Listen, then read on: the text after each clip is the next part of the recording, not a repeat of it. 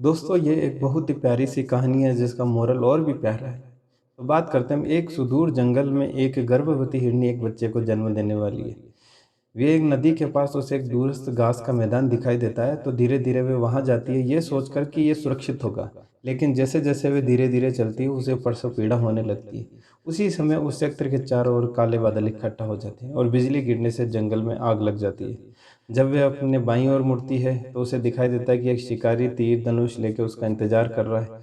और जब अपने दाहिने ओर बढ़ने की कोशिश करती है तो उसे भूखा शेर अपनी ओर आता हुआ दिखाई देता है। तो इस समय गर्भवती हिरनी क्या कर सकती है? उसे पहले से ही प्रसव पीड़ा हो रही है।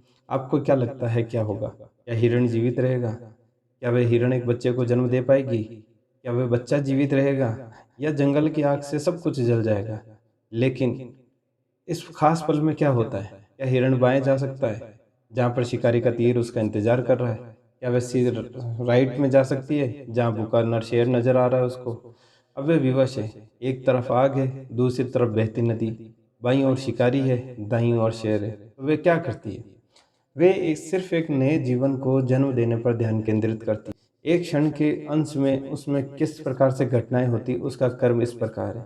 पल के एक झटके में बिजली गिरती है और शिकारी की आंखों को अंधा कर देती है। उसी पल में शिकारी के हाथ से तीर छूटता है जो कि हिरण के पास से निकल जाता है और उस शेर को लग जाता है कि जिससे शेर बुरी तरह से घायल हो जाता है।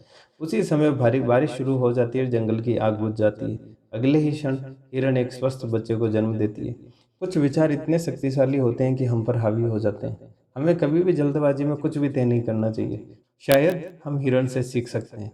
इस जीवन में एक क्षण में कुछ भी हो सकता है। आप जो कुछ भी कह सकते हैं इस क्षण को, चाहे देवी हस्तक्षेप के रूप में माने, चाहे विश्वास माने, चाहे अचानक भाग्य माने, या मौका या संयोग माने, या जो कुछ भी आप मानना चाहें। उस क्षण में हिरण की प्राथमिकता बस एक बच्चे को जन्म देना थी, क्योंकि जीवन अनमोल है। बाकी सब उसके हाथ में नहीं था, और कोई भी कार्रवाई या प्रतिक्रिया जिसने उसका ध्यान बदल दिया होता उसका परिणाम मौत या आपदा हो सकता था। इसलिए तुम हिरण हो या इंसान, अपने आप से पूछो, आपका ध्यान कहाँ पर है?